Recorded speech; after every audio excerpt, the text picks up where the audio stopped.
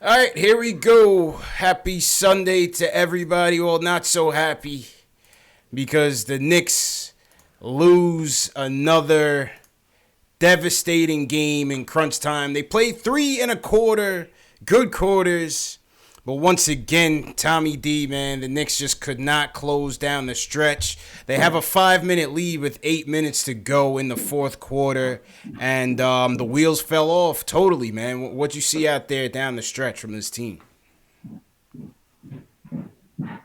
Yeah, and happy Thanksgiving, obviously, CP and everybody who's tuning in. I hope everybody had a happy and safe one. And it was pretty similar. I was at the game the other night against Philly, and pretty similar result there. Really good first half. Knicks actually played a better third quarter than they did the other night, but very close game coming down the stretch. Tie game with 6 minutes left, and I know we're going to talk about this later on and break it down a little bit further from an X's and O's standpoint. But it's the out of timeout stuff that we have talked about, and basically just the execution. And I think when a lot of people reacted initially when I started talking about it, it's sort of am I calling for the coach's head or anything like that? It's not like that. It's more about getting an understanding of sort of what those situations are about. What are they running in those situations? And obviously going up against some pretty good coaches in the NBA who were prepared and ran into probably the best in the business out of timeouts tonight, and Brad Stevens. Yeah. And he really had his guys prepared. They executed, and they ended up winning the game going away. I mean, 5 point lead with 8 minutes left. Celtics then start to bomb away from three. You had Ojale, you had Tatum, and you had Grant Williams knock down some jumpers. They end up tying the game at 95 all, and then after that, it's four straight turnovers by the Knicks. You had a shot clock violation. You had Dotson giving the ball up. You had Randall turning it over. You had DSJ and Kevin Knox on some miscommunication there. It just seems like, once again, good teams find a way to win, bad teams find a way to lose, as the old saying goes. And I just think, once again, this was another game that the Knicks just couldn't execute down the stretch, man. I don't know if they win the game with Marcus Morris, but they certainly lost the game because they didn't have Marcus Morris. Brown and Tatum combined, I think, for 59 or 58 or 59 points. Obviously, knocking down big shots late. Tatum is a closer. We know this. We saw this earlier in the season. Yeah. And to that point, coming into the season, Stevens versus Fizdale in that out of timeout stuff. Both coaches obviously are prepared. They know what they're going to do going into games. First two games, the Celtics were 14-0. They were up 14-0 in those situations. 14-0 after the timeout, right? 14-0 after the timeout. In the first two games, and that obviously expounded today with the numbers coming from today. But yeah, Brad Stevens is a surgeon in those situations. You can almost call him Dr. Stevens. Again, not just against the Knicks, against most teams. He's probably the best at it in the league. But not having Marcus Morris, who obviously played for them last year, certainly hurt them. Yeah. And obviously the Celtics come away with their third win of the season against the Knicks, second at home against our second on the road at the Garden. Yeah, and as you say, I mean, not having Mook out there from an offensive standpoint didn't necessarily hurt us tonight, but certainly on the defensive end, which I think is an underrated aspect of his game, given that his offensive prowess this season. Because once again, the 3-point defense is what doomed us, man. I mean, they just started bombing away from downtown late in the game, and I thought. Overall, I thought the defense was fairly good, but crunch time once again, we just couldn't get the proper stops. No, Ntilikina as well, and as Clyde always says, great defense leads to offense, and in those situations coming out of those timeouts, 4 turnovers in 5 possessions generally gets the other team out in transition. Transition leads to either easy baskets or secondary transition, which is ball movement. And that's where you saw either, the easy baskets or the 3-pointers coming off of, that ball movement from the initial transition that started at the defensive end. And that was the difference in the game for sure. That's it, man. And overall, I thought this was one of their best games that they played. Now we've lost a lot of games down in crunch time, but this game, I mean, you needed a good game out of Dennis Smith Jr., especially us being shorthanded in the backcourt. He came out. He played 3 quarters of pretty good ball. He got us deep into the paint. He was hitting his jumpers, 2 for 3 from downtown, 6 for 11 on the field overall, 7 dimes. I thought this was DSJ's best game since the Dallas game because, I mean, not saying too much because he's been fairly terrible in between. But with Frank out, I thought DSJ stepped up. And I think the domino effect going into the next story of the game was Kevin Knox because I thought DSJ did a good job of getting Knox set up. Kevin Knox coming in with his first start, and the story tonight or this week was Fizdale benching him in the Philly game, and how would he respond? What do you think about Knox tonight? Yeah, I thought what you saw there was a young player responding to a message that was delivered by his coach, and I think that gets lost in all the noise a lot of times, and I think Coach Fizdale said this himself. People, and I agree with this. People think that development is just all about playing, and it's not. It's definitely not just all about playing. It's about sometimes you have to sit and take a look and sit with an assistant coach and go through, hey, this is where you need to be. And, in certain situations, this is where, your help defense needs to be. Knox he's been exposed in 2-man game. Anytime there's been side pick and roll, or he's the one who's got to guard the guard and pick and roll, he has a hard time handling that, and that's been a weakness that gets exposed. And it's a copycat league, we all know that. So his defense has been a problem. I thought his defense was really good tonight, and on the offensive side, at least in the first half, and on the offensive side, what you saw was him making shots to get his confidence going, but also cutting off the ball. When he moves off the ball instead of standing around, when he moves off the ball, somebody goes to try to make a shot and he goes and tries to attack it on the offensive glass, his energy levels rise. Right. And that's, as a coach, when you notice a guy is standing around, Dennis Smith Jr. did that in the second half tonight. I noticed first half he had a lot of energy.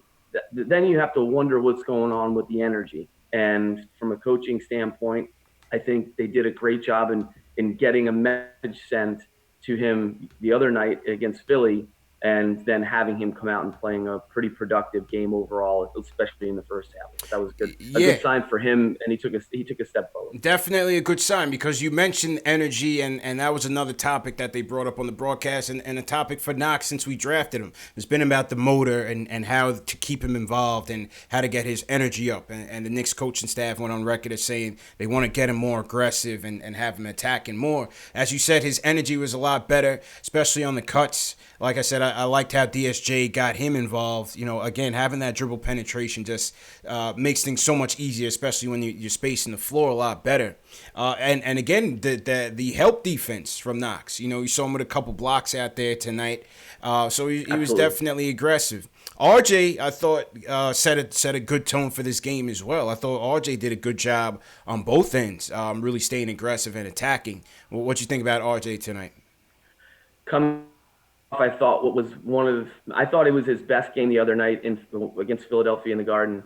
Down the stretch, what I really wanted to see from him was sort of this takeover ability, and hopefully he could carry them to the win. And I'm going to go on record on this, and I'm going to stick to this as long as he's in the league, or both are in the league. I'm taking R.J. Barrett over Ben Simmons any day of the week, and twice on Sunday. Today being Sunday, he's a better overall player. What he showed down the stretch the other night, even though they didn't win, was just really fantastic stuff. He brought the ball on the baseline like Steve Nash did, his godfather. They call that the Nash dribble, and made a couple plays the other night that at 19 years old, you just sort of scratch your head and say, this kid's going to be really, really good. He's a foundational piece. We've talked about this. We know this. Tonight, off to a great start. I think just struggled going against Tatum and Brown and their veteran abilities.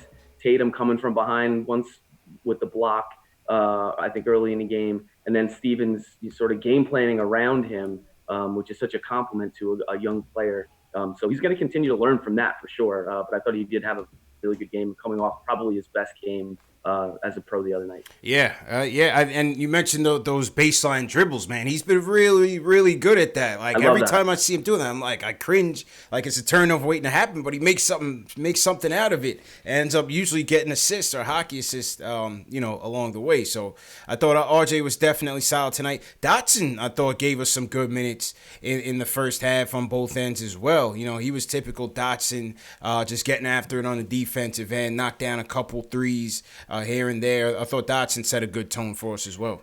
Well, you're talking to the captain of the Portsmouth Invitational ship in terms of really just enjoying. I've been there a bunch. I've helped there a little bit, just in doing some scouting. But what I love about that tournament is that it's a lot of 4-year guys, a lot of older 22 and 21 23-year olds who have graduated. But Dotson a couple years ago was the MVP down there out of University of Houston.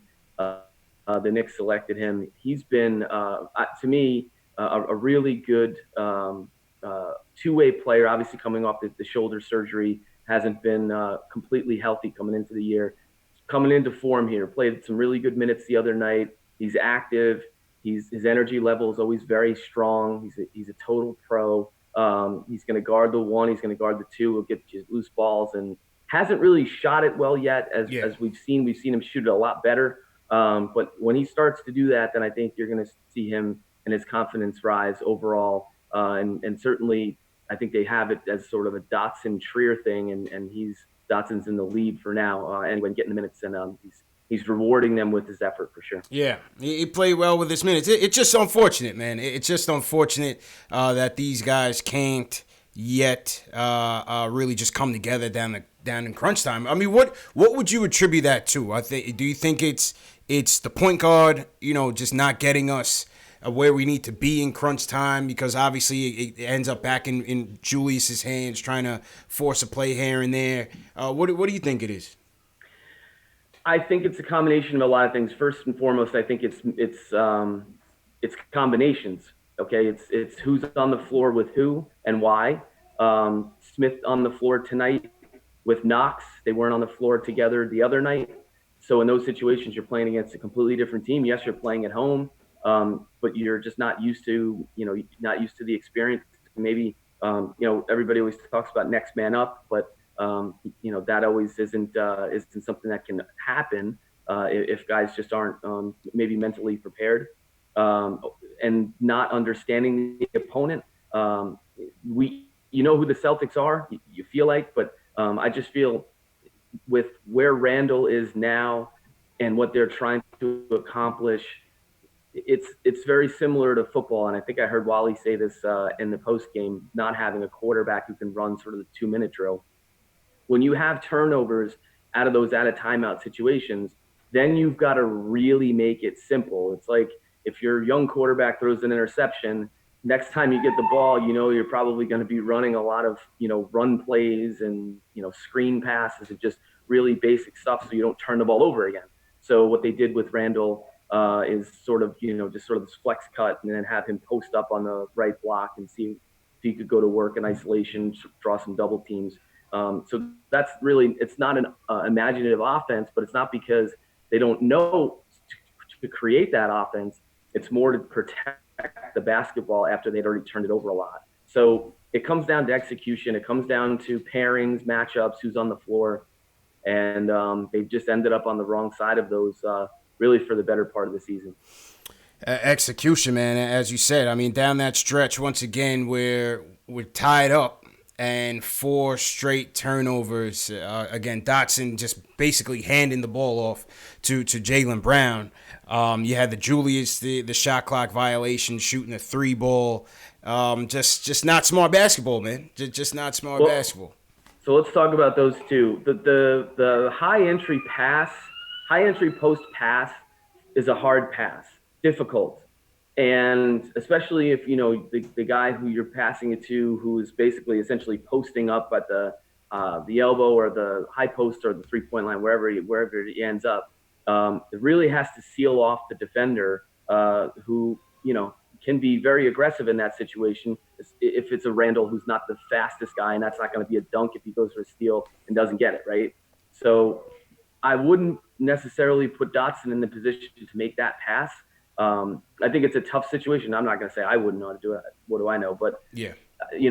Dotson in that situation, not comfortable. So there's the turnover there. And then the other one is on Randall in my mind because he gets a good pass from Smith Jr. and waits. And then the double comes at him and he's lefty and he throws a really weak right-handed pass that gets deflected. They get possession back, but now you're deep in the clock. You're 40 feet from the basket, and then you got to force a three. So if you make a harder pass there or a better pass there, that possession may turn out differently. So that was the one where I'm like, that's on Randall to not, make such a weak pass there to create this up against the shot clock that he's got to force a three. To me, that's when the game was over. And, if you're Randall and you want to be a leader and you want to be an all-star and you want to be respected as this, great player in the league, can't make those plays. Can't make those plays. Absolutely, man. Well said. Salute to everybody in the chat once again on this Sunday night. Another disappointing loss. I was proud of the effort through the first three and a quarter, man, but it just became same old Knicks down the stretch, man. And once again, they find a way to lose this one. I want to salute LFK checking in from Germany. Salute to LFK. Tommy Gibbs in here. Ernesto. How you feeling? Nick Flair, what's going on? Shout out to Jerry Billups, Arthur Newell.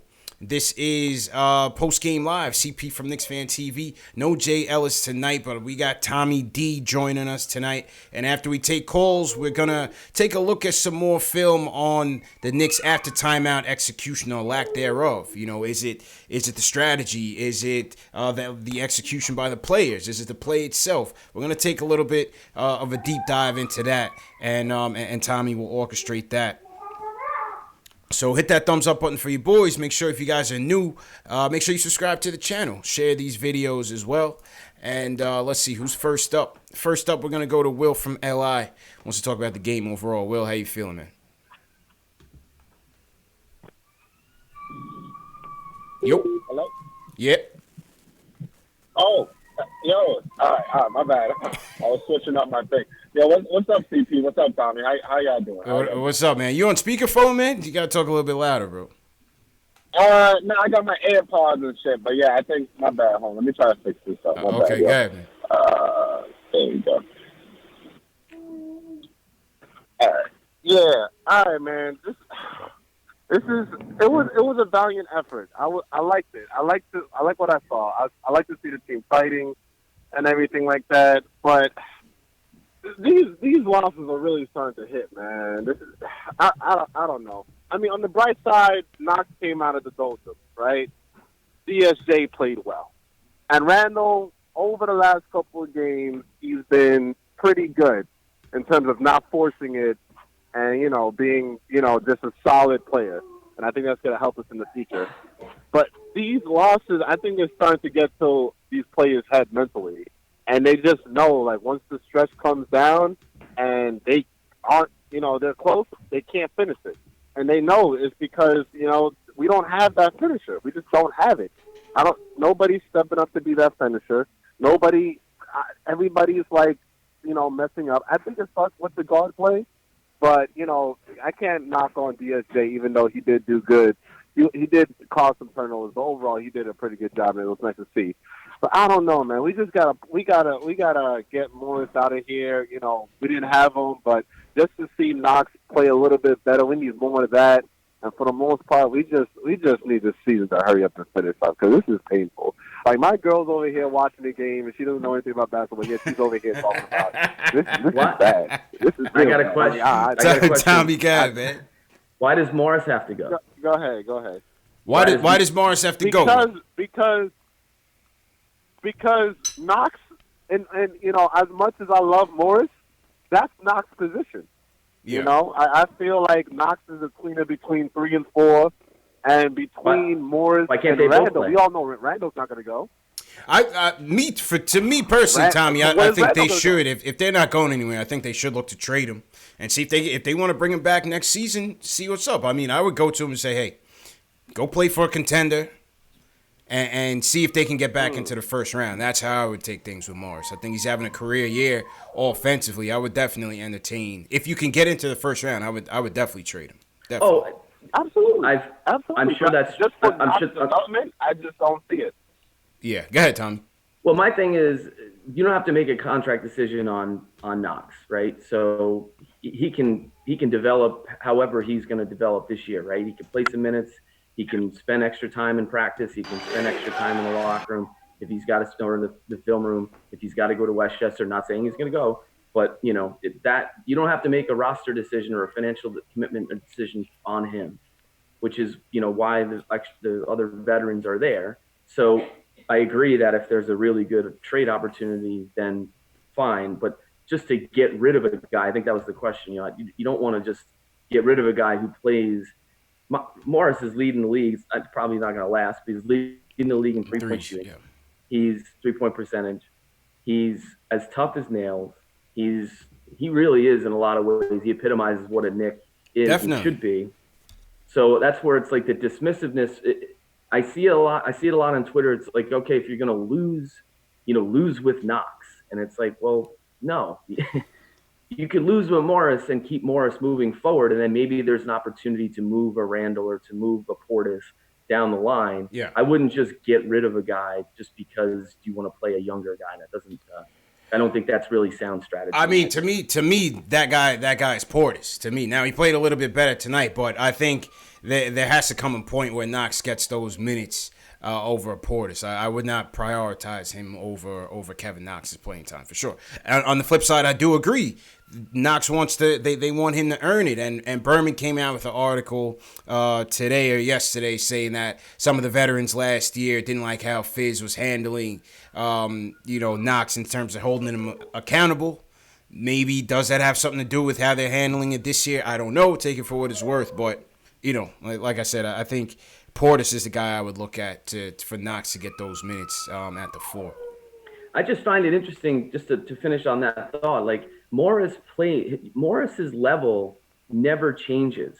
If you've watched him throughout the course of his career, his level every night is high. Like, it may not be in terms of like skill points, production, but his energy level, his professionalism, his fight, the dog in him, it's there every single night. And you don't see that from a lot of guys. And you want that in your organization, and as long as you can have it, I feel, to your point, CP, unless they can make a deal that makes a lot of sense for the future. If it blows you away, then you have to listen to it. Yeah, absolutely, man. Appreciate the call, Will. Let's go to another Will. Let's go to the Bronx. Will from the Bronx is calling in. How you feeling, man? Yo, what up, CP? What's up, man? How you feeling, bro? Oh, wait, let me say what's up to my guy Tommy, too, so he don't get salty. What up? No salts here, man. Not from the BX at all. So let's talk. I'm going to talk about the pros first. Knox woke up a little bit. Julius Randle looked a little more decisive, although he took some questionable threes. Yeah, that's it. Other than that, man, this is just really disappointing. At first, I didn't want to be like, oh, let's get Fizz out of here, but we need to get him out of here because the way we just forget how to play basketball at the end of the game is ridiculous. It's like before we were waiting, for the Knicks little fake comebacks. Now every game I'm just waiting for us to lose that lead. I'm waiting, and they wait. Now each game is like they wait till later in the game. It's like, and then it's like they completely forget how to play ball. It's like, it reminds me of like in Space Jam when Patrick Ewing and Chuck and all them lost their powers, lost their skills and stuff. Nah, it's nowhere near Space Jam, man. Because even in a movie, these guys are nowhere as talented. This is like, yo, like I don't understand, like, and I blame Fizz because you as a coach you have to be the galvanizer. You know what I'm saying? Like, you gotta let these players know, hey, don't give up. And everybody wants to talk about, oh, we don't have a closer. But to me, it's about the other end on the floor. It's like we start playing horrible defense after playing great defense all game. Like, I don't understand. Yeah. All right. Appreciate the call, man. I mean, listen. Yeah. Definitely no Space Jam, but I'm sure. Like I said, when we go through some of the film that Tommy broke down, yeah, I think we're gonna see some of it is on phase, but players got to execute and give credit to the Celtics when they turned the defense up, just like when Philly did. We had a 17-point lead. As soon as Philly turned that defense up in the third quarter, all bets are off because that's when things starting to tighten up with the Knicks. We go away from what got us the lead and what got us going. We get into more ISO ball. We start turning the ball over. And again, that's on the players, some of the younger players too, that have to get it together and just execute down the stretch. Yeah, and like I was saying before, there's no website for this. Basketball Reference doesn't have it. I'm thinking about maybe doing it. I don't want to give away an idea, but maybe I just did. I mean, if you were to track everyone, I'm sure maybe Synergy does it. I'm sure people in the league do it. I'm sure the Celtics do it. Stevens has to be the best out of timeout coach in the league by a lot. And if he's not, it's him, Pop, a couple other guys over the course of a few years, not just this year. So with that being said, when you talk about needing to have a closer, what I think fans are most disappointed in is not losing to the elite teams down the stretch. Not that Boston necessarily is elite, but they've been up there last couple of years. Maybe this year, Kemba's obviously playing really well, could take them to the next level. But it's more of, what about the middle of the road and the lower echelon teams that don't have elite coaches? Why aren't they finishing out those games that they could win? The Hornets game is a great example. We'll talk about that later. Yeah. And I think from a frustration perspective, everybody shares that within not only the organization, but the coaching staff, but the players and the fans as well. And that's that's something that definitely is part of the work that's trying to be fixed. And just got to take it day by day. I hate to sound hyperbolic, but that's the focus, I think, going forward if you're the coaches and the players. I hear that, man. Salute to everybody in the chat once again. Hit that thumbs up for you boys. I want to salute Jack Peters, Delano Steele. What's going on, Delano? Matthew Core checking in from Wiltshire, England. What's going on, Matthew? Definitely want to shout out KR, Andrew Dell, Darryl Walsh checking in from Ireland, Green Lantern, Ishmael Rivas. What's going on, everybody? Salute to everybody on Team #New. Definitely want to shout out Michael Parker. Sends us a super chat. He says, salute to the Knicks family. He says, once Fizz gets fired, I don't see him getting another head coaching job, maybe assistant coach. I don't know. I got a good one on that one, and I want to hear your thoughts on this one. I know you're a football guy. Mm-hmm. I think you're a Giants guy. Giants, diehard Giants fan. I can't think of a time in New York sports, at least in recent memory, where two coaches are like pretty similar in terms of track record and sort of being on thin ice at the same time, with the possibility of maybe not getting another opportunity to be head coaches. And Shermer is one, and I think Coach Fizdale is not that, maybe not there yet, and hopefully won't get there. Neither of them will get there, because you never want to see people lose their jobs, especially I get sentimental during the holidays. But can you think of a time, like, do you not see the parallels that I may be seeing? For sure. I mean, hey, take it to the Mets with Callaway. They just got rid of Callaway. So that was his first job, though. That was his first job. Yeah.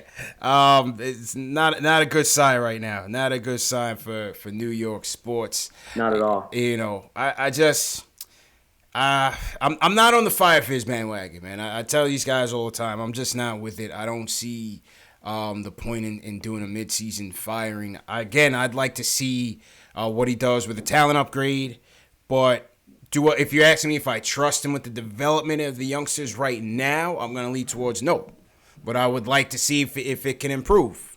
I would like to see if it can improve. But right now, I'm not sure I trust him from a development standpoint. Maybe if the talent had a serious upgrade during free agency, as we had hoped, maybe he would have been a better fit for a more, established win-now team. But for the young guys, I'm just not so sure.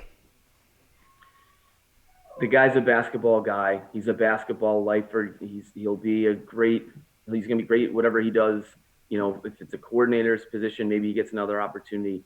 It's a very difficult situation, from a developmental standpoint, coming off of a situation in Memphis when he had a lot of veterans, and now he's got to sort of and got them to the playoffs, which proved a lot about him as a basketball coach and a basketball mind. I think where we are now in the league is, at a time where I don't know if players necessarily care, what he did with LeBron James in 2012, 2013, and Dwayne Wade 2012, 2013. Certain guys were how old at that time? 13, 12. For me, from a developmental standpoint, it's important to, as we talked about before, make sure that Knox is on the right track. Get Knox. Look where Jason Tatum is at, right? I'm not saying Knox is going to ever be as good as Jason Tatum, but Jason Tatum in 3-4 years is now one of the league's, on the verge of being an elite player, an all NBA player.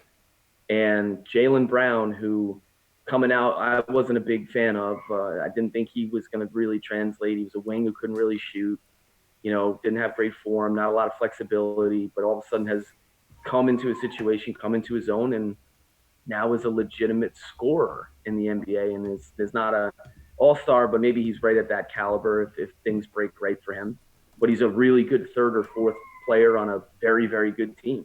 And that's development. That's getting the draft picks to take that next step, and that's what needs to happen with Knox. Obviously, it needs to happen with RJ and, their picks moving forward. Hopefully you can elevate a guy like Dotson, and Mitch Robinson certainly is a player on the rise, but in a short time to get those players there, that's gonna be on the coach, and that's really what the job is at this point. Like when I look at Fizdale, let's take a look at Mitch. You just mentioned Mitch. How do we get Mitch to be more disciplined out there defensively? It just seems like night in and night out he's just picking up ticky-tack fouls. And just costing himself an opportunity to really make his impact on the game. I don't have the answer for that. The only thing that I could even begin to guess, I was watching a game the other night at the Garden, and Philly brought in Norvell Pell, who's their backup center. He's kind of been in and out of the league, just getting into the league, was a G League guy, and there's a baseline out of bounds play. And right away, they just set a back screen for him. They throw the ball up to the rim. I think he dunked it. He may have missed it, but I think he either got fouled or whatever. But they ran a play for him. And all of a sudden, bench goes nuts, and, the energy goes up. And next thing, the first play of the game, Pell got dunked on by Randall, the first play that he was in. But he was very active the rest of the game and engaged, and even blocked Robinson at one point at the rim. Yeah, after Randall bodied him in chalk, he came back ferocious, man. He was not taking anything in the paint. And I think that baseline out of bounds play for him really did a lot for his confidence, because nobody could block it, nobody could guard it, and he was able to go up and get it. And it was an easy play for him because it's like Robinson too. Like if they just had a set play for him where they knew that he was going to catch a dunk, not just in pick and roll, not in 5-on-5, but maybe like a baseline out of bounds thing where it's like, all right, this is, call it whatever it is. I know it's probably an elementary thought for the coaches in the NBA. But that sort of stuff would trigger him to be, not that he's not engaged defensively, but just to be smarter. Don't go for the pump fake. Get the stop. Listen to what everybody's telling you, when the game is going crazy and it's moving really fast. Don't go for the hesitation. Don't go for the head fake, and just stay on your feet and play good defense. I think those things go a long way. And, again, that's part of development too. All part of it, man. Back to the phone. Sergio joins us. Sergio from Jersey. How you feeling, man? Yo, what's up, CP? What's up, Tommy? How you Happy feeling? belated holidays, brother. You too, man. You too, man. Yo, I'm not going to defend my boy today. Today I want to talk about Dennis Smith Jr., right? I think I've looked at him enough to think that he's not the answer. I mean, this team seems to be tailor-made for a pass-first point guard. I think a player like Rondo would do wonders for our team, almost what Rubio did for the Suns. And I think there are some players out there who kind of could help us, but we could also get rid of them to a degree. And this might sound crazy, but Lonzo Ball is falling out of favor. He's a pass-first point guard. I know he gets hurt, but I think that he's a player that can help us. I think we need to – it's about time. I think we need to give up on Dennis Smith Jr. I've seen enough personally. And I really think we need to get our hands on Robert Covington. You know what I'm saying? Lonzo Ball and Robert Covington. Tommy, what do you think about that? You're talking to someone who wrote scouting reports for Covington when he was in the G League. Has a very big part of my heart because he's a tremendous story. He's a tremendous kid, and very happy for the success that he had and has had. And I feel like he's a player that Philly probably regrets giving up. They were playing, really well. He was part of the Butler trade, I believe. Yeah. And just I think a guy that you always James Ennis is another one of those guys. He was on Philly. We watched him the other night. Those guys, you want those type of guys in your organization without question. I love the call out on Rubio in Phoenix. They dropped a couple, but he's really helping Booker develop to the next level in the way that he did with Donovan Mitchell. Yeah. Lonzo's an interesting one. I think it's on the right track. Rondo. I don't think Rondo fits this group. No. But I think Lonzo's an interesting one because it comes down to a decision, right? And what you've seen from this front office, which is really smart in my opinion, is that they're willing to take chances on guys who they don't have to commit to, young guys that they don't have to commit to. Even if it doesn't work out with Dennis Smith Jr., sure, everybody's going to say, oh, he was part of the Porzingis trade. But he wasn't the reason why they traded Porzingis. They didn't trade Porzingis to get Dennis Smith Jr. He was part of the deal. Right. If he doesn't stay here and they bring somebody in from the draft, or if they bring in another player that they take another chance on, it's a wash either way, in my opinion. And I think you may be on the right track with Ball. I think Ball is definitely a pass first guy, still very, very young, good defender. I just don't know if you want to be in the LeVar Ball business. Yeah, that's my thing, man. I don't know, man. That type of volatility, I just don't know. Even his little brother, man. I mean, listen, LaMelo's smoking it down there in the NBL, back-to-back triple doubles. He and RJ Hampton went at it the other night. Obviously, he's got the size that I like at the guard spot. No offense, Alonzo, but I'd rather just go in the draft. I'd rather just start fresh. Go in the draft. If we were going to get a point guard, this would be the draft to go get one. The draft is certainly very deep. Even though I would just go best player available, man. Like, how could you pass up on a guy like Anthony Edwards? There's no way. I would draft Anthony Edwards in a heartbeat and slide RJ to the 3. I've been trying to stay away from talking about this upcoming draft. Yeah, it's still early, very early. Very early. When the time comes, then I'd like to talk a little bit more about the point guards. I got to see a little bit more of LaMelo. I've been watching Cole Anthony around here since he was about 14, and he's exceptional. Want to see a little bit more, obviously, in North Carolina, but we'll talk about that when the time comes. But I think overall, to the Dennis Smith Jr. point. Let's see how this continues to play out. You saw some bursts today. He needs to get himself in better shape.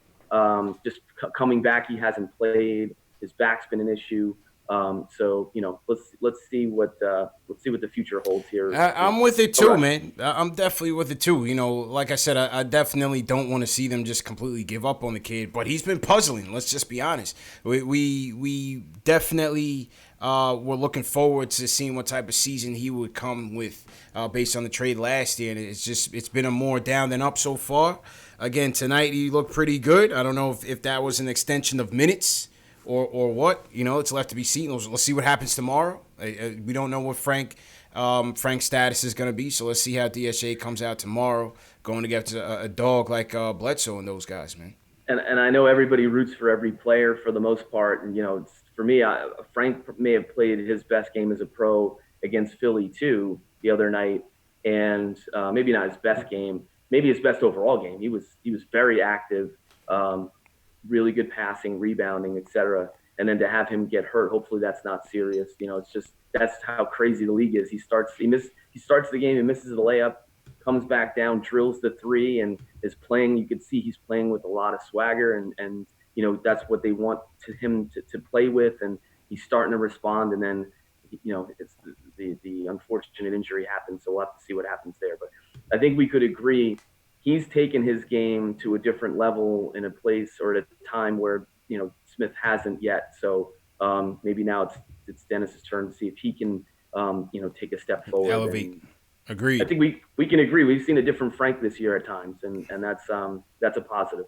True story, man. What do you guys in the chat think about DSJ, man? Leave us a comment in the chat or leave us a comment on this video if you're watching later on. Let us know your thoughts about DSJ, about Frank, just about the point guard situation overall. Definitely want to shout out J Money. He's team #new. Salute to J Money, Mr. Knicks 101. What's going on? Apple fanboy, how's it going? Want to shout out Ryan Hay checking in from Australia. Ryan Hay, what's going on? CP the artist in here as well. Okay, back to the phones. Let's go to Carl from Detroit. Carl, what's going on, man? How you feeling, bro? Hey, man, I'm feeling all right, man. How y'all boys doing? Pretty good, man. What's up, Carl? Happy Thanksgiving. All right, excellent. Hey, happy Thanksgiving, man. Happy holidays to you and your family, both of you, man. Hey, man, what I want to talk about is that there's really three things that's kind of really bothering me about the Knicks right now. Number one, it just seems like a reoccurring theme with this guy Fizz at the end. He seems to always botch our lineups. He always blows it. Like, to me, he left RJ out too long. There's no way that Ellington should have been in that long. I mean, literally, Brad Stevens put in his best players. They went on a run, and then all of a sudden we put in our best players. It's like we're playing catch-up. You know what I'm saying? And the other thing that's really killing me right now is talented as he is. I think Julius Randle's our most talented player, but I think he disrupts our chemistry the most out of all of our players. As great as he is, sometimes he looks fantastic. Sometimes he looks like that he is the single reason why we have the record that we have this season. No, you're absolutely right, man. I mean, listen, with Julius being the number one option, that's just how it's going to look. Sometimes he's going to make the right play, and sometimes it's going to look like he's just doing way too much. I still think he still needs to get better in terms of recognizing the double teams and the triple teams, passing out of it, getting guys easier looks. He certainly looked off a couple guys sometimes, so you definitely want to see that out of Julius. I definitely agree with you there. Man, doesn't that go back to your man Fizz, though? Doesn't Fizz have to do a better job of rolling these dudes in? Yeah, but I just think this is why I think we got to get rid of Fizz, man. I think he's too nice of a guy. He's cool. He's a great communicator. All that's good and everything, but just because he's a cool guy doesn't mean he's the right guy. Sometimes the guy that you're cool, that you can hang out and have a good time with, isn't the guy that's going to get the best out of you. You know what I mean? Yeah, listen, it's all fair points. I think in terms of the rotation, I just think you just don't have the depth right now, man. Like, you can't even afford to give these guys a breather because certain guys come out, like RJ comes out, and the wheels just fall off, man. Or sometimes Frank comes out, and the wheels just fall off. I just think sometimes we just don't have the proper depth. And Fizz has had a tough job, especially in the 2 Philly games, in terms of just getting a feel for when to get guys back into the game. Tommy, what's your thoughts on that? So when I watched the game the other night, it's interesting you said that, not only at the guard position, but also at the big position. So Brett Brown did a really good job of taking Embiid out in the first quarter very early, and then forcing Fizz to sort of bring Robinson into the game, and Robinson got foul trouble sort of quickly. But then Brown brought Embiid back before the end of the first quarter, so he was able to keep that game from being a 15-point game, 18-point. Well, the Knicks, their free throws helped that happen as well. But those little chess moves within the game to say, all right, I'm going to take Embiid out at 6. I'm going to bring him back in at 2 in the first quarter, 2 minutes. And then to close the quarter, and instead of it being a 15-point game, it's a 9 or 10 or 11-point game, whatever it was, instead of it, being a complete blowout. I thought was interesting, and he kept doing it, and they never countered that. And that sort of, I think, put Robinson in a little bit of a tailspin where he didn't have all of his energy at the end of the game when he probably needed it. Not that you want to match up Robinson and Embiid together against each other, but let's face it, he's probably as good of a matchup as they have against Embiid, who's a very brutal matchup as well. But as much as anybody anyway. But I think those little things if you watch it in that way, can get you a little frustrated about some decisions. Offensively, I just think he wants guys to play with freedom and play with flow, similarly to how D'Antoni coaches, not necessarily calling plays and just letting continuity and the ball movement make things happen. And I think Randall is a foil to that philosophy. If that's I think that's the fairest way of saying it. Well said, man. All right, Carl, appreciate the call, man. Let's go to Dan from Long Island. Dan, how you doing, man? Good, man. Thanks for taking the call. Yep. A couple of things real quick. I feel like I call every time I talk to you, I'm talking about the point guard play. So I got to be honest. I thought DSJ played well tonight. I mean, listen, they weren't empty stats. I think 2 turnovers tonight, right? 7 assists. I can live with that 17 points. He didn't mark in the fourth quarter. And that's, I know everybody's going to say he's out of shape. I don't know how long it takes you to get back in shape. I mean, I know he had his family issues, his back, whatever. Listen, he's 21 years old. He had all summer. He's trying to rebuild himself. That's what I'm saying. Resurrect a career, which was having a tough time. So I don't know. The excuses are tough. And, this is my knock on Fizdale. And this is what I really, and I know I'm a broken record, man, but it drives me insane. There is no structure defensively. I agree, guys, that players got to make plays, all right? But in the fourth quarter, it's about setup. That's about practice. That's about having an identity. And it's about being set up to defend. And I just don't think that we're set up to defend. And again, let's be honest, if he was winning, it wouldn't bother me. I can't watch his presses after the game. He sits there, that look on his face, hanged up like it's not like, he's responsible for part of this, isn't he? And I know there's apologists who want to say it was not his fault. He didn't construct the roster. He didn't do this. He didn't do that. Listen, I thought part of the reason we brought him in, maybe I'm wrong, was his Miami pedigree. And that's that pedigree where they take people you never heard of and they make them good NBA players. Sure, it's true. And I thought that was part of it. And here we are now. Knox has gone backwards. He looked better in summer league. He brought a jump shot with him to the fall in October. Yep. He brought parts of his game look better. Right now, he looks terrible. And here's the last thing I want to mention. And I saw someone tweeted this before, and I had my son pointed out to me earlier. Again, they're looking at this in 10 game blocks. And again, this isn't my thought, but 2 and 8. Here's another team 10 game block, 2 and 8, and defense is actually getting worse. And that is something that I don't understand. And my last point, fellas, I'll leave you at this. Mm-hmm. Maybe I'm not. When I told you I had mad respect for you, but you talk about Morris and him being a Knick, closer to a Knick player or an old school Knick player. Let's be honest. And again, I'm not. I know you're an expert. You watch all the games. I watch only what I watch on TV. If you're not going to tell me that the 7 boards a game that Morris averages are not the softest 7 boards in the NBA, you got to be kidding me. My man hasn't gotten a big board in a big spot, and to me, that makes him a 3. He ain't a 4. And I know the NBA's changed somewhat, but he's a decent man-on-man defender. He doesn't rebound when you need him to. And, yes, he's having a nice season offensively. I get that. But, I think we can move on. If we could get something for him, let's move on because, to me, he's a journeyman.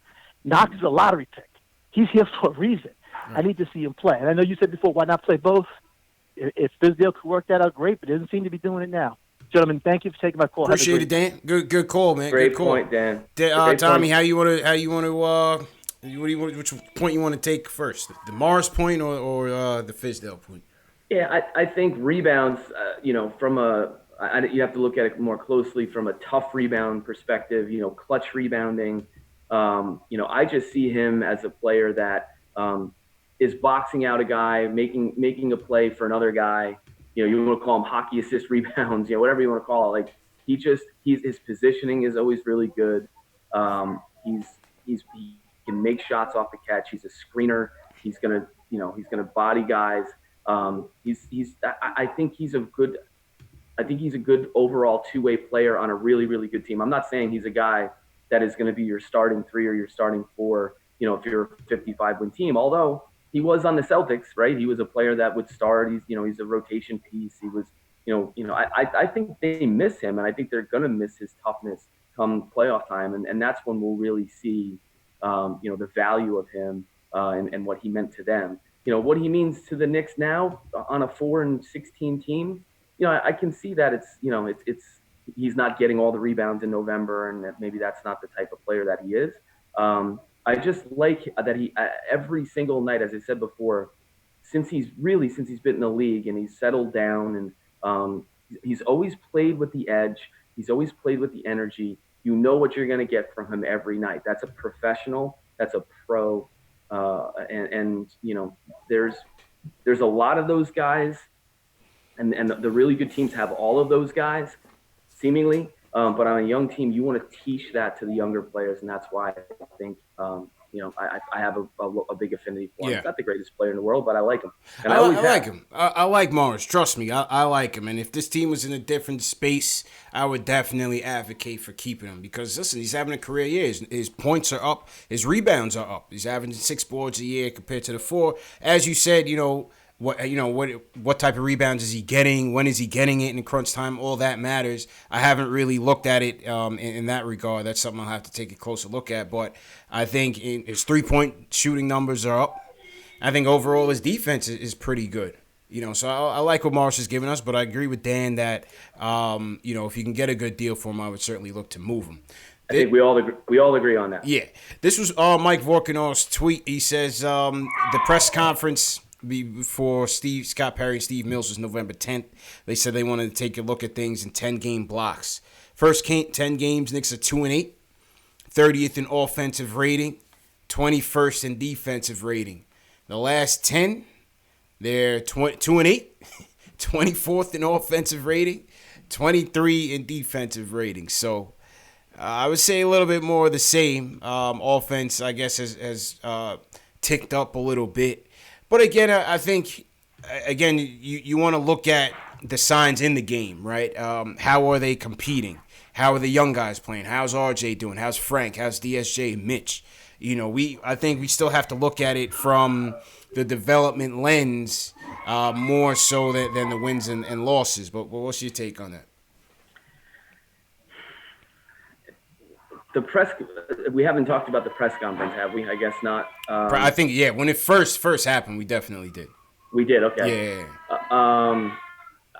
Since then, I think what we saw, the first game I went to was the other night, as we said, against Philly, as I said earlier. You would have thought that team was 500, and watching them and the energy within the building. Tonight I think was more. They have this habit on Sundays of sort of not playing their best, not even close to their best, and we've seen them been pretty embarrassing over the last few Sundays at the Garden, which is going to upset a lot of people in the building. We haven't seen that as much. They certainly competed for a long time tonight, so it wasn't an embarrassment. It wasn't the Kings. Right, it was. This was a much quality team. It's a quality team. I think they're playing better. Just a couple of things to nitpick on for me. Just a quote the other day from Coach Fizdale saying, when asked about why Alonzo Trier's not playing, he said, I've got 4 or 5. I've got like 4 or 5 2 guards. Those sort of things. I don't know are going to endear himself to maybe a group that he's not that they're not happy with him right at this point. So overall they're playing harder. They're a bit more competitive, but the record is what it is, right? Yeah.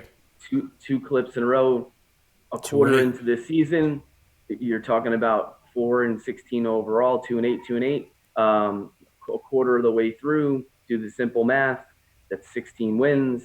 Certainly not good enough. Not at all, man. And then we got Milwaukee Bucks coming in tomorrow. We got the Denver Nuggets on the docket. So schedule just doesn't get any easier. All right, I want to go to another call, and then I want to get to some film breakdown on Fizdale and the after timeout action that the Knicks just can't seem to get right. Andrew from Westchester, you're up next. How you feeling, man? Yep. Hello? Hello? Hey, how you doing, man? Oh, hey. Hey, thanks for taking my call. Really, really love the show. Thank you. I'm calling. And there's a number. Oh, you gotta call back, man. Your connection isn't good. Jay from North Carolina, you up next. How you doing, man? Hello? I'm good, man. What's happening with y'all fellas, man? It's been a long time since I spoke to y'all, man. Long time. Been a minute, man. How you doing? I'm not feeling. I'm good, man. Happy holidays, man. I'm not feeling good at all about the season, man. I know a lot of people they're like that too. My thing, Jim Jones had an album called "Wasted Talent," point blank. We on the verge of wasting all our good youth talent. Fizdale was brought in here to recruit, not the coach. He failed on recruiting. He was a big name coming out of Miami. Point blank.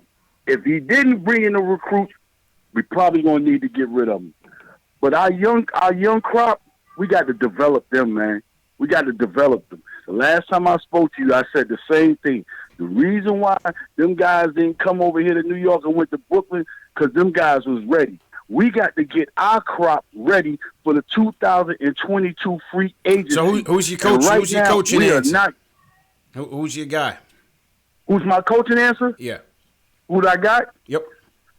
I told you before it was Mark Jackson. Okay. I told you before it was Mark Jackson. See, you gotta look at the development. When Steph went to Golden State, Mark was there. The first thing he told me, until you learn how to handle this rock, you're gonna just be a jump shooter. He showed that man how the Riverside Church handle that rock. And that's the difference in his game. That's why he's a complete animal. By far injuries. We need somebody to come in there and show these guys their weaknesses on their game. I hear the last guy talking about Kev Knox jump shot. He been had a jump shot. I don't need you to develop the jump shot no more. I need you to be able to go to the rack, do this and that. All that talk about getting rid of Morrison, man, that's our young Charles Oakley. That's our heart and soul, man. This man, lead the league in efficiency on three-point shooting. He's our heart and soul on defense. He's not scared to fail. That's the problem. Some of these guys are scared to fail. What I mean is he's not scared to make the big play, even if it doesn't lead to a bucket. We don't have nobody that's not scared to make the wrong play at a crucial time. Randall is in the way. He don't even deserve to have Bernard King jersey on. That's the first mistake. What are you doing? Melo didn't wear that. He didn't wear that. It should have been Morris in free agency got that money that what Randall got, and we should have got Brogdon at the point. I told y'all that 6 months ago. That was the Fed. You should have gave Brogdon that money that you gave to Randall. Imagine Brogdon and RJ in the backcourt together right now. Hey, Brogdon's playing well, man. Thanks for the call, Jay. Jay called with some passion, man. I love it. I love it, Tommy, man. Heck yeah. I love it. I love it. So he says he wanted Mark Jackson, man. What do you think about that one? I mean, for a lot of people, I think they think it's a no-brainer. For how it ended in Golden State, a lot of people would think probably not a good idea. A lot of stuff that came out reported, and who knows what's true and what's not true, other than what we know to be true. I don't know if Mark would have taken the job. I'm just thinking out loud. I mean, he was part of the conversation, but for me, I just feel like, yeah, he's a development guy, but he's also a guy who really wants to win. And these jobs, the lower 10 jobs that open up in the league are for a lot of first-time guys to prove themselves, and for guys who have already proven themselves to get a second chance. A lot of guys sort of wait, lay back and wait for a team to get a little bit better and say, I can take that 35-win team to a 45-win team, right? I think Mark's more of that guy, but I could be wrong. I think he would love to coach here, I'm sure. Just comes down to, sort of what the next steps are. But I don't think and I know no coach, worth their weight from a character perspective ever wants to talk about a job that is not open, right? So, would he be a fit here? I think from a historical standpoint, just the connection with the Knicks. Now, remember, I think people think back to, when he was a rookie, he also played for the Pacers too, and he also hated the Knicks when he played for the Pacers. I hated him when he played for the Pacers. Right, and he left here in that Charles Smith trade when Riley was like, "Listen, you're not a good enough defender," and he'll tell you that. Mark will tell you that. That carried him throughout the course of his career, which ended up being another about 10 years. Then he ended up, I guess the last part of his career here. He's a name that, if something were to happen with the current coach, I'm sure he'd be part of a discussion. I'm not sure that's an internal discussion, but it'll be a public discussion for sure. Well said, man. So in that regard, salute to everybody in the chat once again. This is Knicks Postgame Live. CP from Knicks Fan TV. My man Tommy D checking in, filling in for Jay Ellis tonight. If you're a diehard Knicks fan, make sure you subscribe to the channel. This is the home for you. This is the home where we talk about Knicks news, Knicks rumors, and postgame live analysis featuring live callers. As you just heard, a passionate Jay from North Carolina just gave his takes on who he wants in the coaching ring. So speaking of coaching, Tommy, let's get to these after timeout plays, because I think it was real fitting that a lot of the Knicks stumbling and bumbling down the stretch of this game came from after the timeout. Some uncostly turnovers that led to some Celtics baskets. You had drafted up some film in the past games in terms of the execution and lack thereof. I'm gonna go ahead and play it. Let me know when you're ready to play it, so we can be in queue. Let's do it. I'm good. All right, let's do it. Press play. Cool. So, as we talked about during the week, and it was really appreciated, the back and forth. After timeouts is about strategy, communication, and execution from a coaching standpoint. And coming into this game, the Knicks were negative 2.4 in terms of points per game in after timeout situations. Other teams were scoring 105 points to their 59 points, which is a problem. Now, it becomes exacerbated. I didn't do the video, before tonight's game. I did it before, not after. So, everybody remembers the Hornets game where Graham makes the shot at the buzzer with 2 seconds left. And then, when their coach makes a great after timeout play and your coach does not, it certainly makes everybody feel like, we got out coached and it's a coaching thing. I am not sitting here saying it is a coaching thing. I'm saying it's a situational thing. Here's Brett Brown Friday night. This is what really caught my eye when I was at the game. Notice the score, 43-32, calls timeout after a Randall basket and runs a pretty neat little pick and roll there. I killed it while I was watching it, but it actually worked, which led to an N1. Notice that's 9 points. That's 3 possessions. We talked about that actually kept them in the game the first half. They ended up winning the game. That wasn't the reason why they won the game, but it kept them in the game. We know about Brad Stevens. We saw it again tonight. Here he is at a timeout. It doesn't have to be a genius play. He just has to get his guy at the top of the key, or is Kemba Walker making a big shot when they're up 1. That makes it a 2-possession game. When you can do that and then do this when it's a tie game with 4 seconds left and isolate your best player who's a closer and Jason Tatum, give him the confidence in the no-lose situation. If he misses it, you go overtime. If you make it, place goes nuts. But here, the Knicks don't have a timeout, so they don't have an answer for it because they ran out of timeouts and they weren't able to score. Again, 14-0 in the first 2 games, the Celtics overmatched the Knicks in out-of-timeout plays. That's how, after timeout plays, that's how important it is. Now, Fizz can do it as well. It's not like that they struggle. Here he calls timeout against the Nets earlier in the season, and he gets a pretty decent opportunity here for Morris late in the clock. But just notice it's a mid-range shot. It's nothing dynamic. It's not a in-rhythm three-pointer. It's a good play. But what the Nets are able to do and how they free guys up is something like this, which, again, takes a 3-possession game to a 4-possession game. So, again, we talk about strategy, communication, and execution. Other teams are doing it. The Knicks have to do a much better job, and I think everybody would agree with that. Got to do a much better job, man, especially when you're looking to get as many possessions as you can and obviously execute on those. It's just not good. And I wanted to pull up the graphic that you had with the Knicks against all the other teams on the schedule in terms of the added timeout execution, because it was just dreadful. I mean, the Celtics won alone 14-0 in the first 2 games. That, again, it's little things like that that cost you games. Again, and I want to be clear on this. This is not necessarily like an indictment on the coach and the job that the coaching staff has done. They're playing against teams where coaching staffs have been together a long time. Yes, there's been some roster turnover. They have go-to guys, which makes the job a lot easier. But when I look at Stevens and his creativity, and even Kenny Atkinson, Brett Brown, guys who are in the division, with the creativity and being able to call those plays and have the players execute, those are daggers. Those are big shots and big moments that, to the point of, okay, this is no longer a 2-possession game. It's a 3-possession game, or it's not a 3-possession game. It's a 4-possession game. That's the in-game stuff that makes it very difficult to get over the hump and win those games. What did you make of, I forget which game it was after the Charlotte game, but it looks like they actually drew up the same play that Charlotte had executed on them with Devontae Graham. It may have been the Brooklyn game. They tried to run the same play for Wayne Ellington. What did you think about that?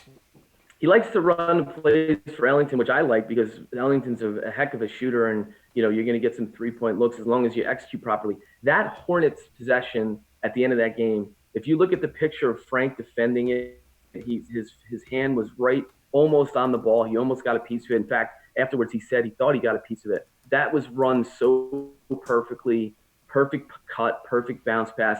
Graham, of course, had hit 8 3-pointers already.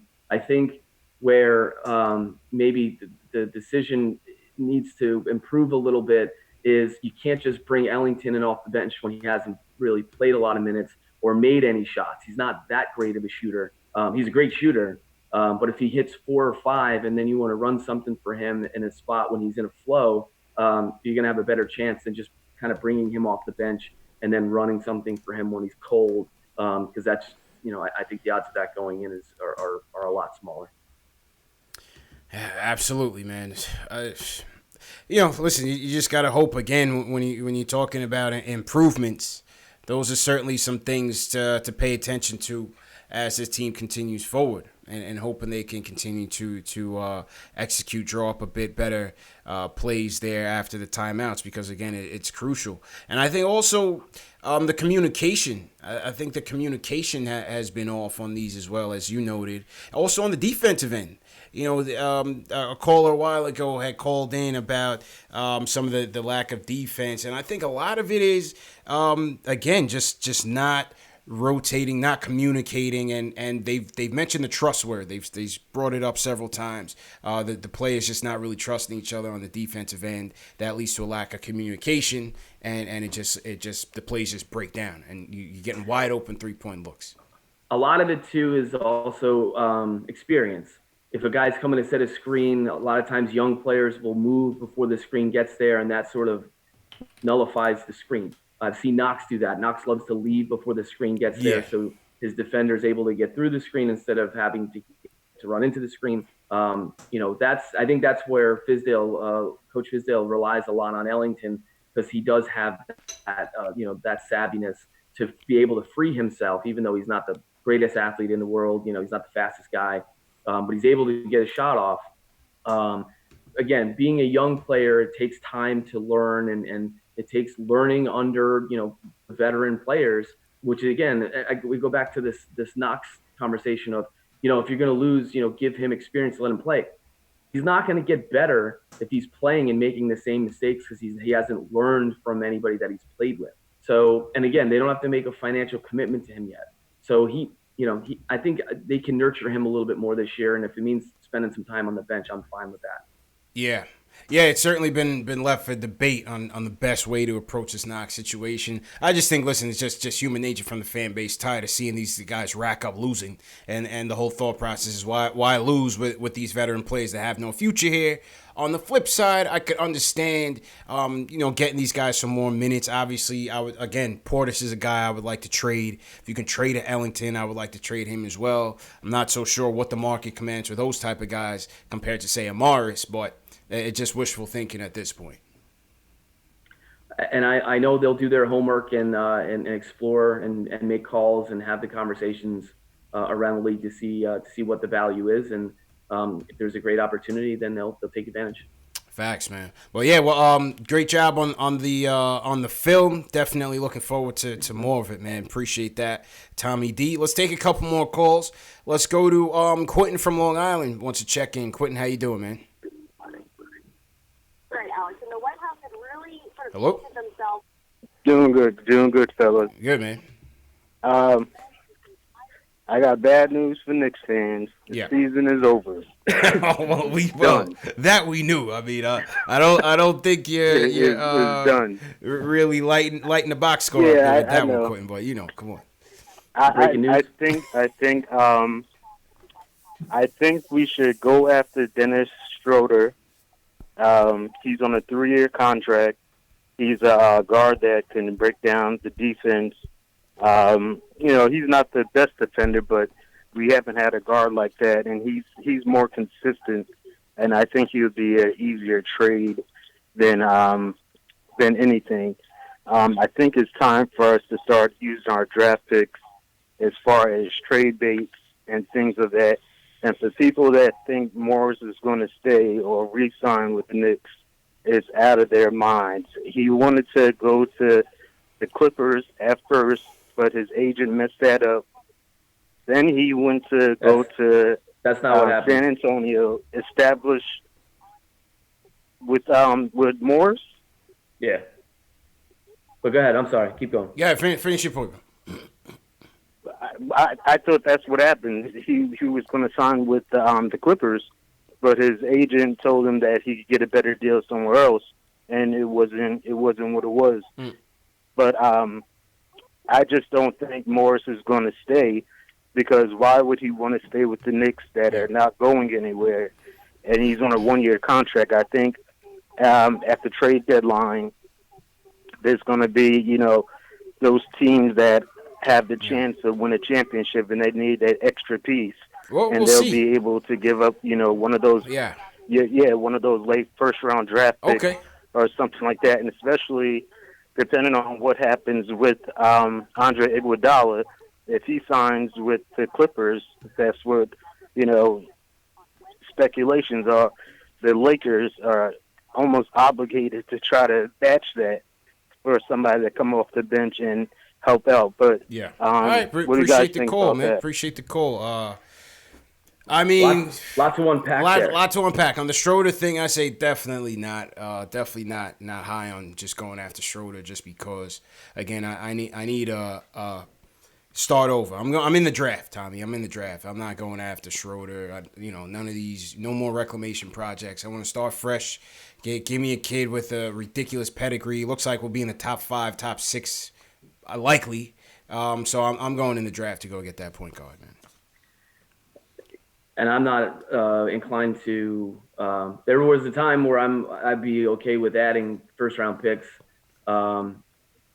Not at this point whatsoever. And there's zero reason to take any risk whatsoever. So you want to just continue to collect those. Continue to collect and pick. We need talent, right? Talent. Continue to use the draft picks and draft some kids in here that can help this team that you can build going forward. I'm not, no need to start packaging up picks and start making hasty trades just for the sake of upgrades. I don't think that's smart. And Schrader is a guy who's he's a good player. He's been in the league for a while. He has a big contract and but just hasn't taken that next step, right? Like never did. Sort of in that, and a guy who I loved as much as anybody who hasn't done that either is Reggie Jackson. Very similar guys that are just like, and it's just like in the NFL, you gotta, you don't want that 15 to 20 or 22 quarterback. Right. You want a top 15 or ideally a top 5 quarterback. And there's no reason to pay a 15 to 30 or 25 point guard if you don't have to. Agreed. Closer of the night, we're gonna go to Matt from Sarasota checking in. Matt, how you doing tonight, man? Oh man, guys, I'll tell you what the depressing game. We played well for most of this game, just like against Philadelphia, games he could have had. I want to touch on the coaching front. I'm with y'all that I don't want Mark Jackson. I changed my mind. I pulled it back. My guy is still Van Gundy. Yeah, I looked at that whole Golden State situation, and imparting your religious beliefs in the locker rooms is bad karma. You just don't do it. You don't do that to players. I like the development aspects of him. I like the fact that he's a New Yorker. But honestly, I think Van Gundy's a better coach. And I don't think there's any disputing that. He's a Pat Riley disciple. I said that last time. Alternate, you got guys in the Knicks front office that were players that probably deserve a shot. I mean, you got a guy like Larry Johnson up there. You got John Starks in a community development role. I think players would respond to John Starks. Yeah. I mean, not like for nothing. that. I don't know Larry Johnson's preference, but I know for a fact John Starks told me straight up he doesn't want to coach anything. Like emphatic no, Tommy D. We were like, what do you think about coaching? He was like, hell no. That is true. Starks does not want to be anywhere near this team in that regard. Maybe not. But I think Van Gundy's our answer. And if there's any way we could convince him to throw a little extra money in the pot for him, that would be my choice, hands down. I had read an article today that says Masai Ujiri to end up with the Knicks up top in the front office. Yeah. I think that would be a dream scenario. I mean, that guy's the architect of that Toronto team to put it together. Yeah. Hey, that'd be a beautiful thing, man. Appreciate the call, man. I mean, I think the Ujiri article, Tommy, is more just timing in terms of when we just played the Raptors and then pulling some grass here. Isola had kind of started that earlier. Knicks for clicks. Yeah. I felt like that was just kind of just or to generate some in the content. in the Athletics case, Knicks for subscriptions. Yeah, right.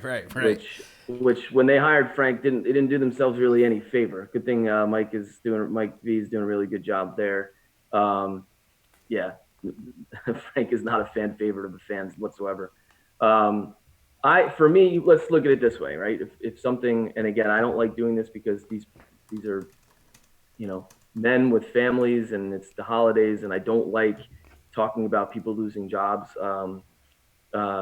It makes me uncomfortable, just because it's, that these are real people.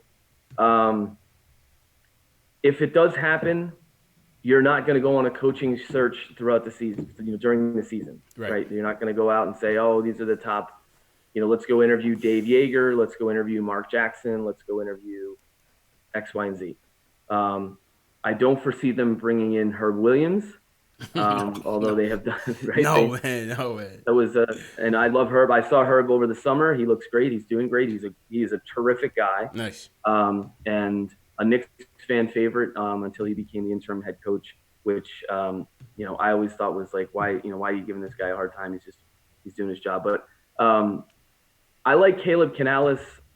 The idea of maybe putting him in an interim role, I say I like only because that you're going to have to pick from the current assistants if something were to happen, because that's generally how it works. Keith Smart is also there, although he and Coach Fizdale are very close. Again, I don't like talking about these scenarios, but whatever happens, if it happens this year, it's going to start internally, and I think fans need to get behind, that person and that opportunity, and then you take it from there. Well said, man. Well said. I want to go one more caller before we wrap up. This guy was waiting for a second here. Toussaint from Pennsylvania, Lancaster. What's going on, man? Man, what's going on, my people? How you doing, bro? What's up? I'm good. I Happy just had a quick question and a comment. My first question is, with Kevin Knox, what are we hoping he develops into? Like a player comparison or best case scenario type of thing. I just want to hear your thoughts on that. Well, I mean, for me, obviously, he's going to be a knockdown shooter, man. A knockdown shooter, somebody that you can stretch the floor with, catch and shoot, somebody that's going to use his athleticism to get it to the rim. We saw Knox get aggressive with it tonight. Like a poor man's Paul George, and a real poor man's, like a Dollar Tree version of Paul George. I don't know if Knox is going to be even close to all-star level, but if he can give you 14, 12 to 14 a night, I think he could be an asset for this team, man. Tommy, what do you think? That's the Brandon Ingram to Kevin Durant comparison. The Knox to George. Yeah, that's a good one. I mean, he's poor man, George. Not an identical. I got you. You're talking about a killer instinct is on complete polar opposites when it comes to those two. So I say real poor man's Paul George. I would like to see Knox develop into a player who maybe doesn't even have a comparison. I like a guy who can play. You can give him the ball and run pick and roll, and he can shoot threes and he can come off screens and be a catch and shoot guy. You want him to have a little bit more, defensive awareness and maybe a little more toughness on the defensive end. But in terms of ceiling, it's hard to put a finger on. The guy's, and not that it matters. He scored 3,000 points in high school. He was a walking bucket for the most part at Kentucky in his 1 year. He's to me a transition player that once he gets out and does, has the ball in transition, he scores like a player that I really haven't seen before. He's that. I mean, he's really good in transition when he's given and in that opportunity. Generally, it's him getting a rebound and then pushing it up the floor. Right. But it's a great question. I mean, I don't have an apples to apples comparison. I don't know. I'd like him to be Paul George, a poor man's Paul George as well. Bigger version, right? Because he's closer to 6'10". But I just think he's got a lot of his shooting stroke is very fluid. He's got an NBA skill, and then you've just got to develop the rest, I feel. Got to develop the rest, and you got to hope the motor question dies down in the future, man. You got to hope that it doesn't become a constant question of him, maintaining that level of aggressiveness that he's going to need to be an impact on his team. So we'll see. We'll see if Fizz can get Kev right as this team goes to 4-16 on the season. Knicks coming into Milwaukee tomorrow night, back-to-back. Second half of a back-to-back. We'll have JL's back with us. Tommy D, thanks for coming on, man. I'm going to throw it over to your screen, close out, and let the people know where they can find you, man. CP, as always, you're the best. Thank you for allowing me the time to do this the X's and O stuff. It's a lot of fun. And it's always great to be with you. Happy Thanksgiving again to everyone. You can find me at patreon.com/TommyD and on Twitter at ThomasCDE. I'll drop that in the YouTube chat under the guy who just called me D's nuts. And I've been called worse, RJT. I've been called a lot worse, man. It's all good. You can call me whatever you want as long as you call me. That's the old saying. But always a pleasure, CP, man. Appreciate it. Absolutely, man. And once again, thanks for coming through. And thanks for everybody for watching, man. Another tough loss at MSG. Knicks go down to the Celtics 113-104. Another crunch time defeat. What do we do? What do we need to do to get a W? Leave me a comment in the video below. Remember, this show is also available in audio podcast format. Google Play, Spotify, iTunes, Stitcher. Hit those links in the chat. Hit those links in the video description. And check it out on your favorite audio podcast. If you're listening on iTunes, please leave us a review. Very important to do so to support us. Also, a way to support us, hit that thumbs up before you leave. Everybody hit that thumbs up button. Hit that like button for us. Subscribe to the channel. And share these videos. Share this on Facebook right now. Share it on Twitter right now.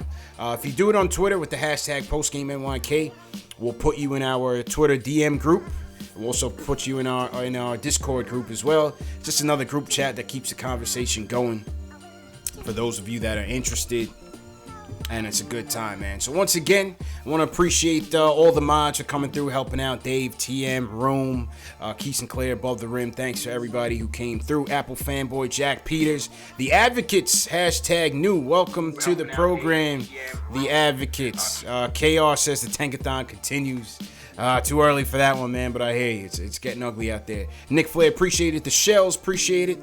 Steve Stark, the Realtor, always appreciate it, man. Valentine Outlaw, K-Pat, thank you. Hit that thumbs up one more time, and we'll see you Monday night, Postgame Live. #1 show for the fans, by the fans. Anthony Parasol, salute. And we'll see you guys Monday night, man. Peace.